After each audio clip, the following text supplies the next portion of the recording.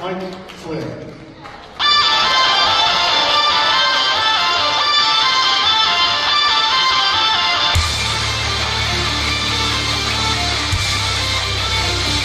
Okay, a couple of things before we get started. Today, most people probably don't know, but it's MIA POW Recognition Day. And what I'd like to do is just take a brief moment of silence to recognize our prisoners of war and those that are missing in action and continue to be missing in action in many cases around the world.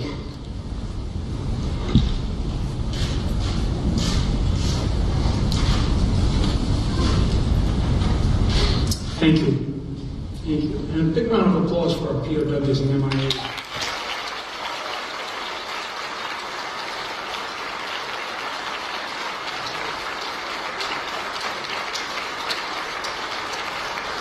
I'm going to address a couple of things before I introduce Donald Trump, who's then going to come out and make some remarks, and we're going to have some of the speakers. We're going to have some of the individuals make some comments about what it is that they believe and the direction that this country needs to take under some really solid leadership. The first thing I want to address is this notion of deplorables. And I will tell you, if it's a badge of honor to wear, and I don't consider myself a deplorable person, but if it's a badge of honor to wear, when you think about the individuals who ran out to Lexington Common and formed up against the British to really begin to to fight for American patriotism, to fight for something that they believed in, as they trailed back to the North Bridge, and you're all familiar with the shot heard around the world, which is where that shot came from, and they fought back an aggressor at that time. And you take that all the way forward to all the men and women who have served and continue to serve in our combat zones around the world today. These are not deplorable individuals. These are individuals who care deeply for our country. And I will tell you, we should continue to respect the idea of patriots and people who are willing to volunteer and give the last true measure of devotion to this country if required in order to fight for it. And what we have right now in this country is we have a deficit. We have a deficit of leadership in this country right now.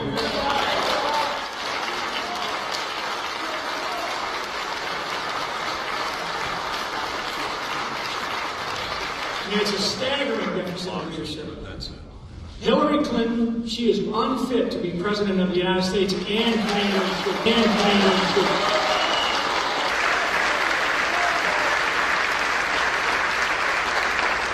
When people talk about temperament, I'm going to tell you, I've known Donald. And temperament is actually a strength of his, because his temperament is the temperament of winning. It's the idea of winning.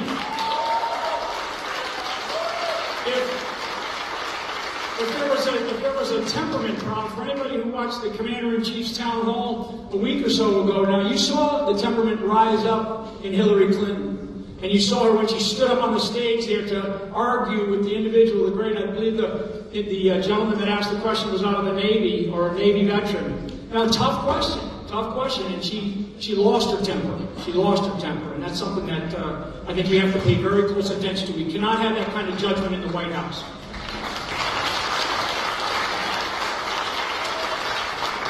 Okay, a couple of things before I bring Donald Trump out here. What's represented behind me, and you've seen all these numbers of flag officers, generals, and admirals. Today we sort of rolling out another batch, and their numbers continue to come in. I'm going to tell you that we have 165 flag officers from all walks of life that have stepped up to say we completely support Donald Trump to be the next president of the United States and to be the next commander-in-chief.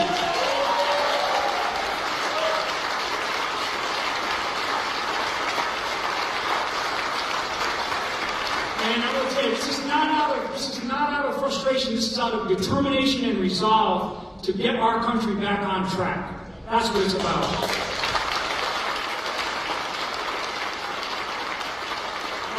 Represented behind me, we also have 17 Medal of Honor recipients who have also stood up and said, we support Donald Trump. Unbelievable.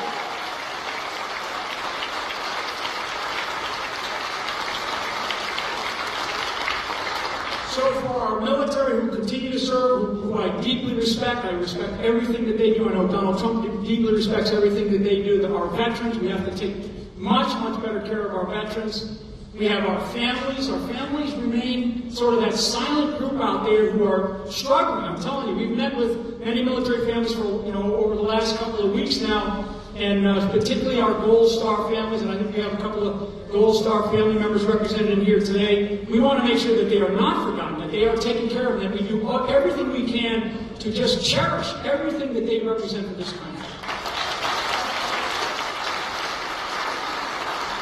Okay, so with that, ladies and gentlemen, I want to introduce the next President of the United States, Donald Trump.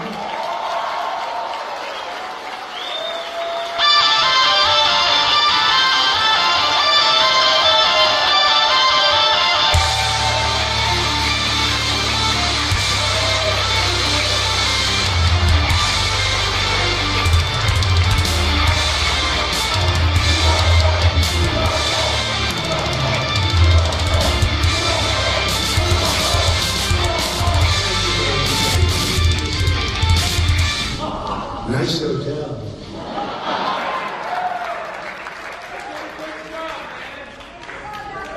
Under budget and ahead of schedule. Now it is a great honor. This is a brand new ballroom. You only see a small piece of it because we haven't broken down. But this is the hotel is completed. We'll be having our opening ceremony in October. And it's going to be something very special. It's such an honor to have our first event. This is our first event.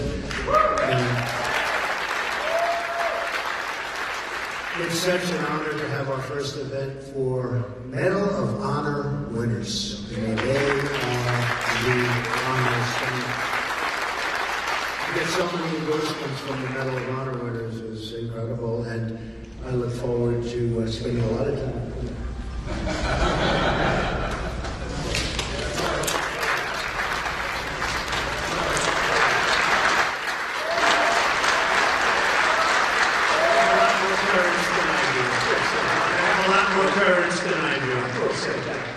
All the time, but it is such an honor to have this particular ceremony be the first ceremony, because I think when the hotel opens officially, it will be one of the great hotels anywhere in the world.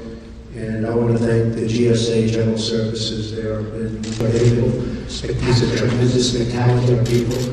All of the workers, all of the construction folks, all of the managers, the hotel staff.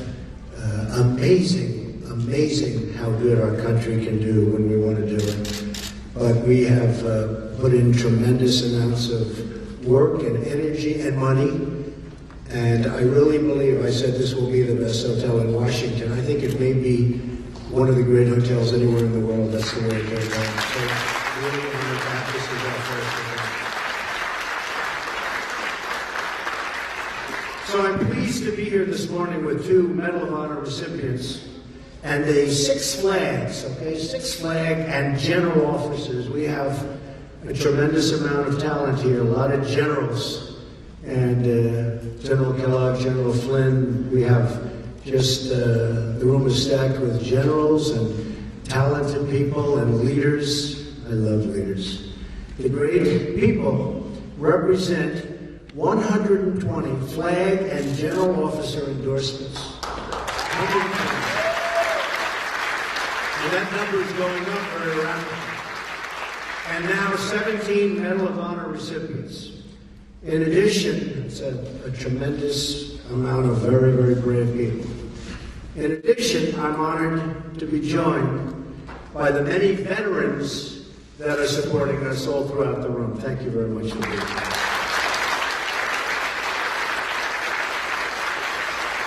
I'm also honored to have a Gold Star wife, Jane Horton, here. And Jane is with us this morning. Please stand. Thank you, Jane. Thank you.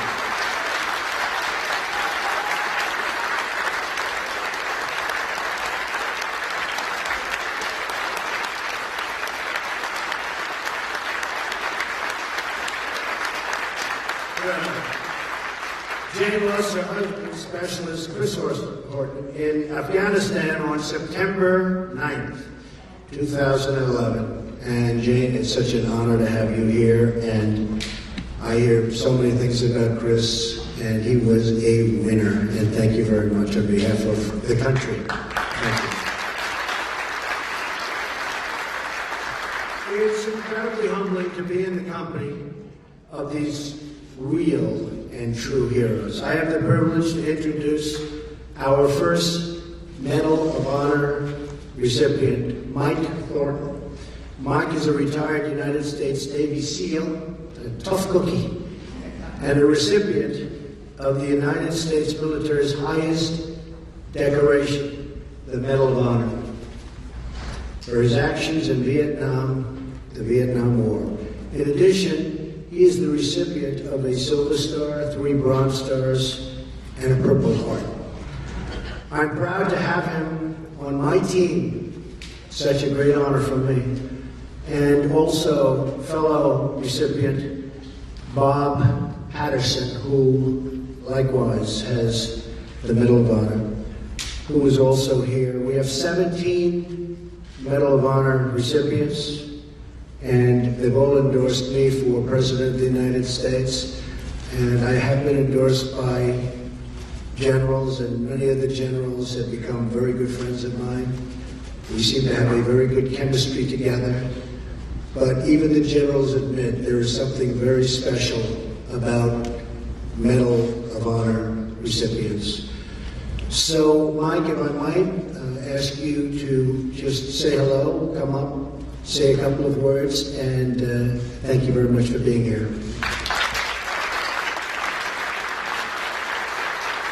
Anyways, don't even know that. This is all about getting the word out there. I have known Mr. Trump since 1986, and when it wasn't fashionable to support the military in 1986, some great people like Donald Trump and Zach Fisher, and then we bought the USS Intrepid there, and he supported us back in that period of time.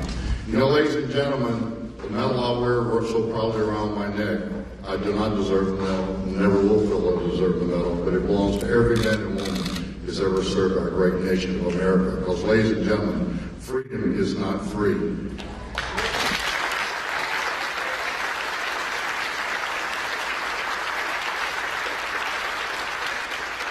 Right now, today is the most trying time in my life, which life is very short. I've been around for almost 70 years. But you know, this election means so much. We do not need any more bureaucratic leadership from Washington, D.C. We need true leadership from the top. Mr. Trump has never failed in anything because he listens to his advisors, he listens to his people. For the last 8 years, our president hasn't listened to anybody. And that's the reason why we've lost CIA directors, we've lost Secretary of Defense, and many, many general officers have dropped out or resigned because of his leadership. We cannot stand for 4 more years of leadership like that. We need somebody who's going to lead from the front like Donald Trump.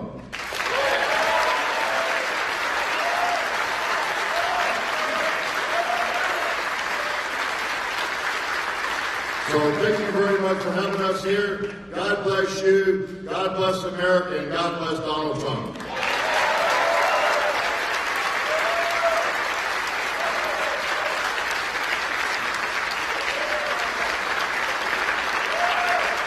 Let's also introduce Bob Patterson, my good friend for 45 years. The Army's better.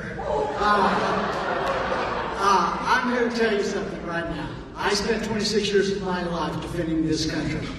And after that, I spent another 17 years taking care of those veterans who I served with and were still serving. Because I worked for 17 years for the VA before I finally retired. I've watched our country take a complete turnaround from where it was. We used to be the shining star over the hill.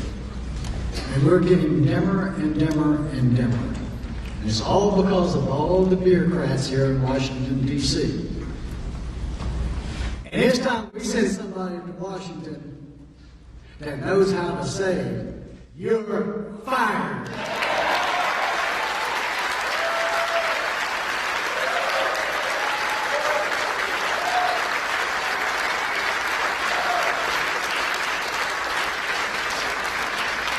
The gentleman I'm going to introduce is Major General Zapanta. He is the CEO and President of the United States Mexican Chamber of Commerce based here in Washington, D.C. He's held service on served on many commissions under Presidents Nixon, Ford, Reagan, and both the Bushes. General Zapata entered the military in 1964. And he has numerous awards and decorations, including Silver Star, 5 Bronze Stars, with V for Valor and Purple Heart.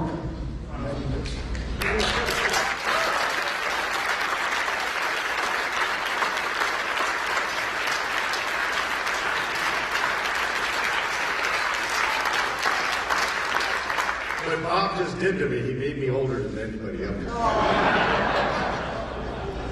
Mr. Trump, thank God for you.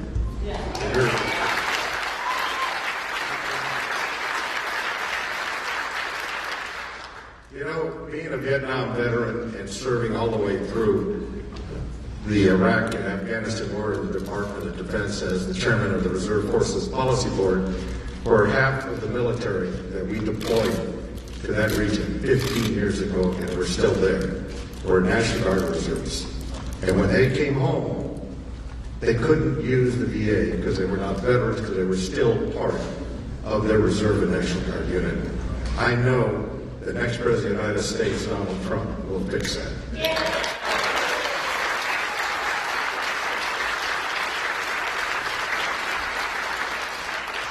I also would like to say, you know, deplorables are also deployables.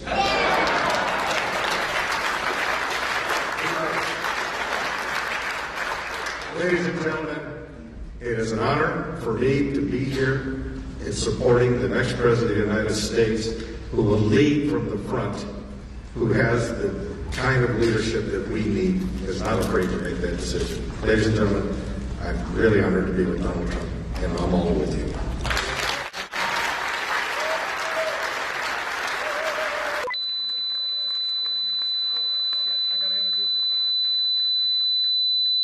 I actually probably did this on purpose because this next fellow is really a personal friend, and I have immense respect for him. He won his Silver Star in Korea. This next fellow is really a personal friend, and I have immense respect for him. He won his Silver Star in Korea when the North Koreans tried to take over our location there in the DMZ. So he's a very special warrior. He is a Major General. It's my honor to introduce you to Major General Bert Mississauga.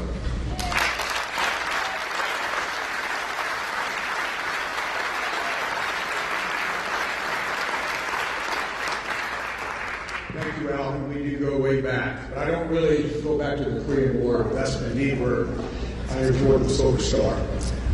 After 40 years of serving this nation in uniform and 4 combat deployments, I've become convinced that our nation needs a multidisciplinary interagency approach to defeat our enemies and to secure the long-term fruits of victory. In essence, what we need is some fresh thinking, innovative approaches, and strong leadership. It's been my privilege to have spent some quality time with Mr. Trump on and off the campaign trail over the past few months. And I have been extremely impressed with this gentleman's stamina. And if any of you were privy to his schedule, you would be totally amazed at what he has been able to do.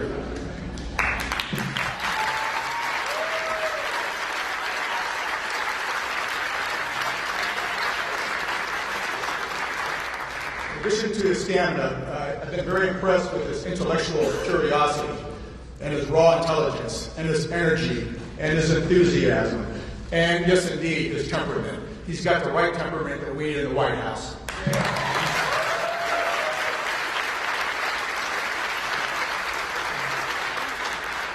But the thing that I've been most impressed with is his absolute love for the men and women in uniform and the support he's going to give them from the White House.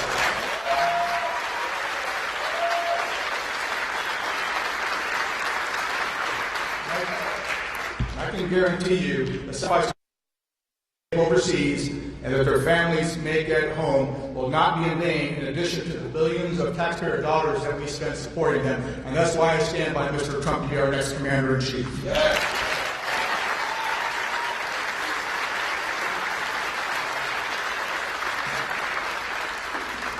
Now it's my pleasure to introduce fellow comrade at arms, Admiral Don Warren. He's a Naval Academy graduate in the class of '74. He commanded a guided missile frigate, a destroyer squadron. He was an executive assistant to our naval commander of Naval Forces Europe, and he ended a brilliant career as a deputy director for strategic plans and policy, and he covered Russia, Africa, and NATO. So, my pleasure.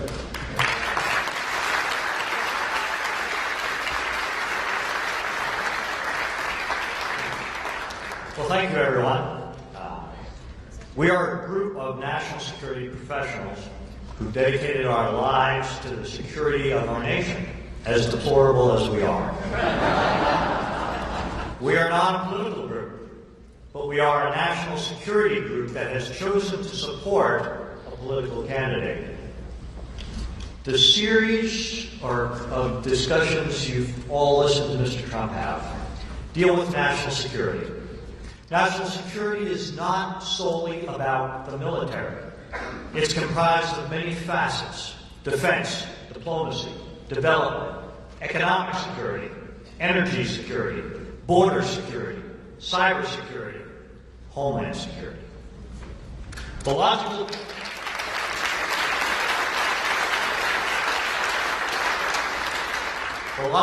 policy presentations that Mr. Trump has delivered over the last few weeks lay out a sound strategic approach to providing the security of the nation and the security of all Americans.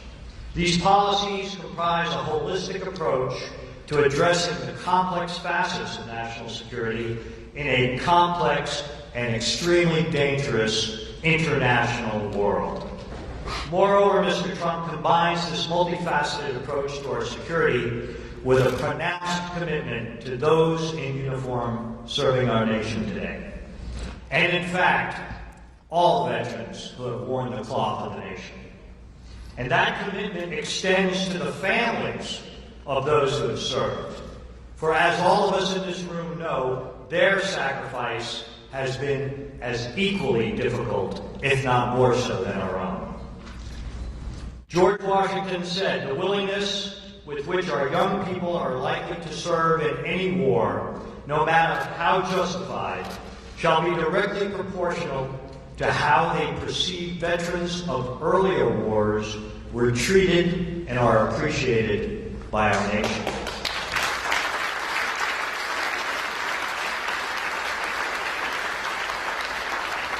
Mr. Trump has embraced those words of our first president. Mr. Trump has also shown an extreme dedication to those that have shouldered the wounds of battle in the service to our nation, and we have several of those people with us today. And he has committed himself to the words of President Abraham Lincoln, words that are emblazoned in the motto of our Department of Veterans Affairs: to care for him who shall have borne the battle and for his widow and orphan. This is why all of us here are assembled to support Donald Trump for president. We have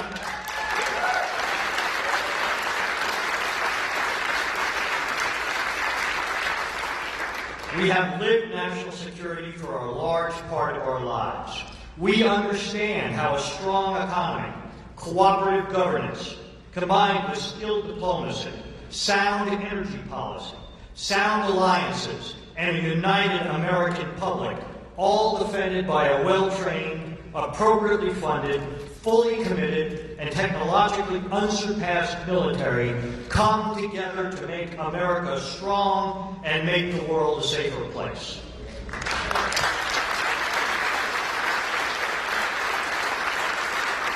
And finally, all of us on this stage, all of you in the audience who have served, you took an oath. You pledged, sealed with the honor and commitment and your own lives. An oath not solely to our country, not to our flag, not to a chain of command, or not to a commander-in-chief, but an oath to a piece of paper, a piece of parchment upon which is written those ideals in which we believe, those values that define us as a nation, those very virtues that those who have served before us defended with their lives. An oath to defend the Constitution of the United States from all enemies, foreign and domestic, and to bear true faith and allegiance to that Constitution. To form a more perfect union, to establish justice, to ensure domestic tranquility, to provide for the common defense, to promote the general welfare, and to secure the blessings of liberty to ourselves and our posterity. That oath is important to all of us here today.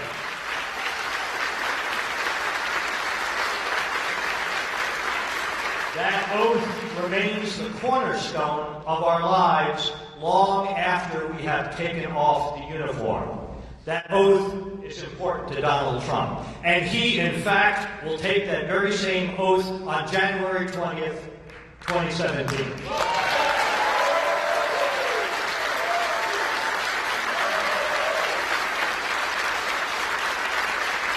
That's why we assembled in this room, along with many other veterans and their military families, all support his candidacy for President of the United States of America. Together, we will all make America great again.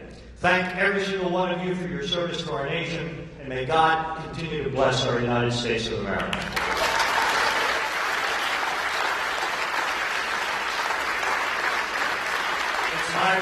It's my pleasure now to introduce Lieutenant General Tom McInerney, a West Point graduate, but we won't hold that against him.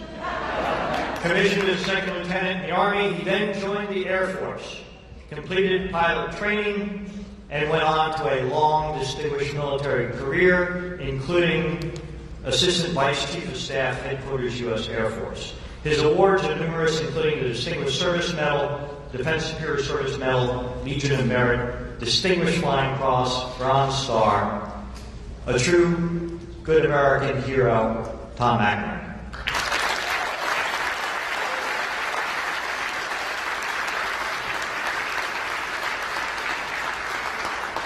Thank you, Don. It's very simple.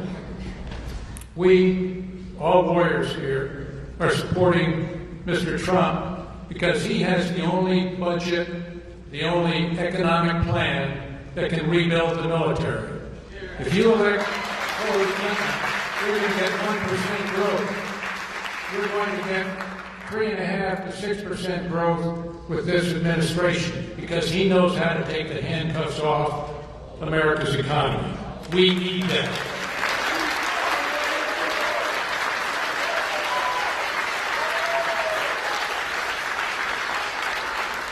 Make it very clear to the American people there is only one candidate that can rebuild the United States military and make us great again. Now, it's my distinct pleasure to introduce Lieutenant General Keith Kellogg, who is on the national security part of Mr. Trump's team. He's doing the transition team for defense and VA affairs. Keith had 2 tours in Vietnam, the 101st Airborne Division, and then with Special Forces. He has a very distinguished career, culminating in the commander of the 82nd Airborne Division, the All-American Division, and finally finishing up as a J6 in the Joint Staff because the chairman wanted a warrior. Keith is a warrior. God bless you, Mr. Trump, and God bless America. Keith Kellogg.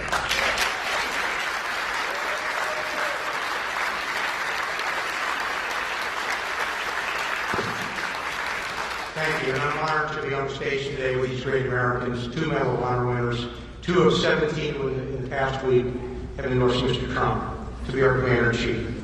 These are men who know the meaning of courage. They know sacrifice. They know character. And they're with us. And I also want to identify again, as Mr. Trump said earlier, Mrs. Jane Horton, the Gold Star wife of Chris Horton.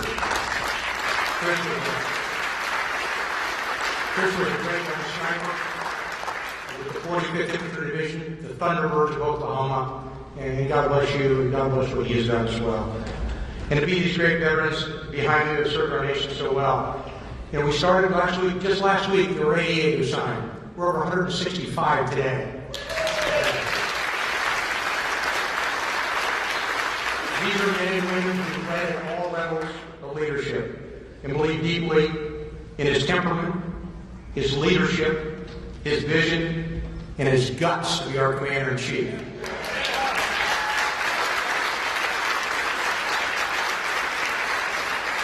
For those of you watching, let me tell you a little bit about the people who support him, the people behind me, and the people who are not here, and to the millions of Americans who hopefully are watching.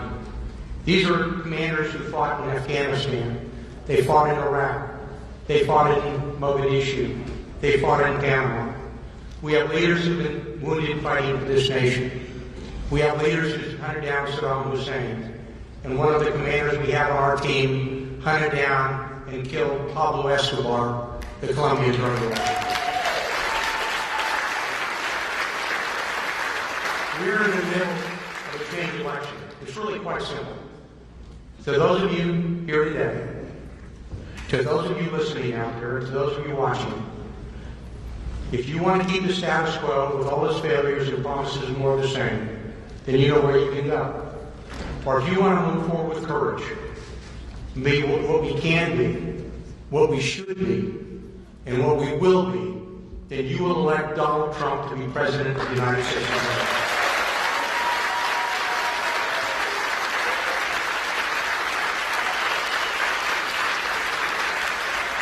To those of you watching, join with us on this stage. Join those millions who've already stood with us in the past months to carry this man, and with him, our nation, to victory on 8 November. God bless you. Thank you.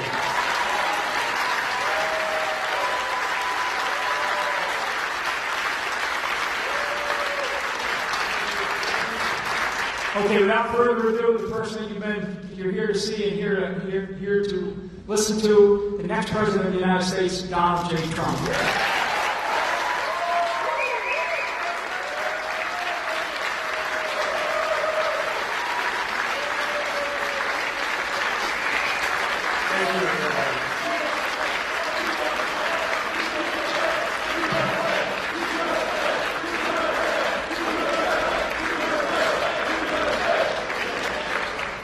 Thank you, everybody.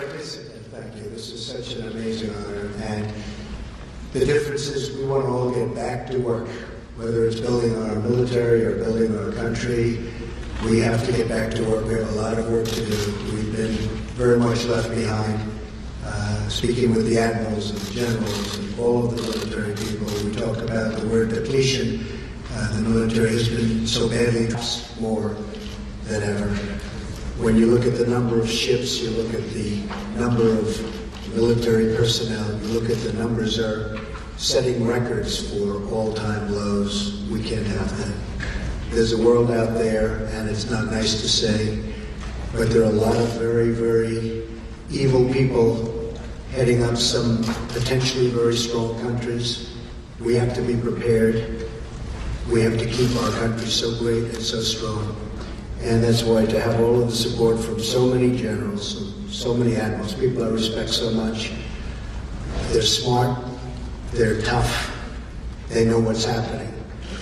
And I believe in them totally, and that's why the fact that they believe in me is one of the great honors of my life. So I want to thank everybody.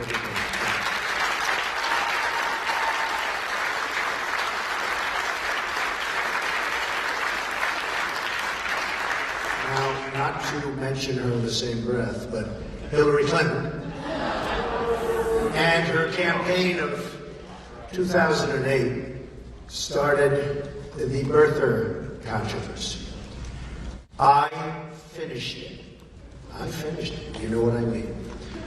President Barack Obama was born in the United States, period. Now we all want to get back to making America strong and great again. Thank you. Thank you very much. Thank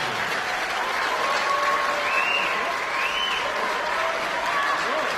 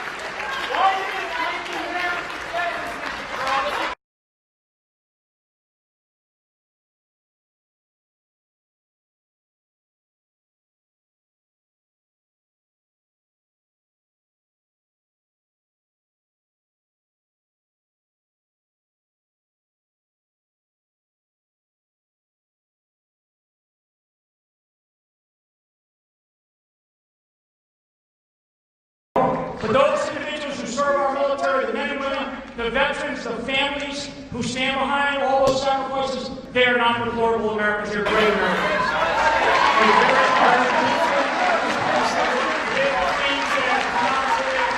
So what you heard today first, we want to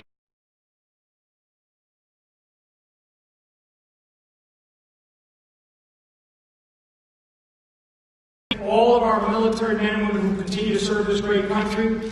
They're being